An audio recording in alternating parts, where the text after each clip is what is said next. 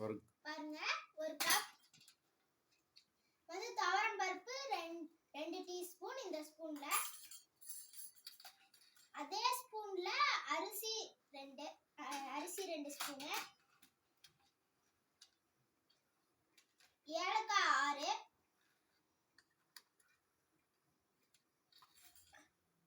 உளுந்து பருப்புக்கு தேவையான வெல்லம் 1 கப்,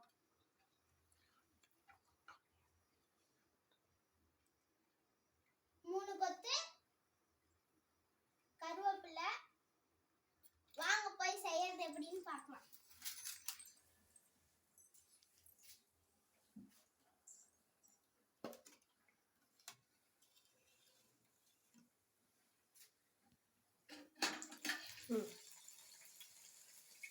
போட்டாச்சு. இப்போ பாருங்க நல்லா வெந்துச்சு.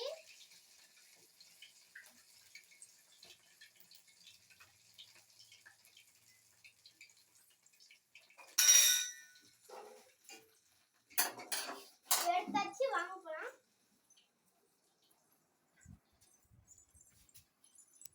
பாருங்க வடை, இதுதான் நம்ம சுட்ட வடை.